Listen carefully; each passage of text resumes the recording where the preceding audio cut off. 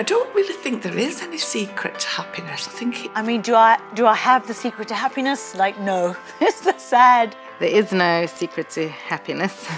If there was, and if I'd find it, I would be a gazillionaire, no doubt. I think it's much easier to be miserable than to be happy. I think we all have an idea of what happiness looks like.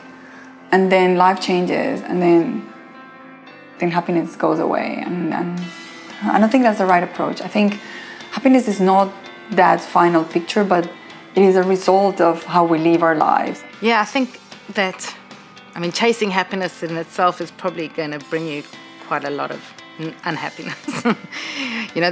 Life isn't meant to be happy all the time for anybody. I think that the biggest thing I think that makes me happy is looking without, what a friend of mine calls looking without, which means not focusing on myself, but on others.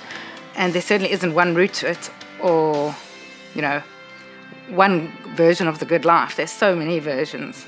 And it's so different for so many people, so I wouldn't think that what made me happy would necessarily make somebody else happy. To me, it involves feeling I have a purpose, feeling I am, capable of loving myself and loving others, and therefore also getting, love back. Feeling I am giving my best to whatever I'm doing. All of those things, make that, feeling of completeness, and I think that reflects in happiness as a byproduct. And knowing what works for you, and then trying to find your good places. But yeah, I don't think there's one secret trick. I think it was Eleanor Roosevelt that actually wrote, happiness is not a goal, it's a byproduct, and I think it made a lot of sense.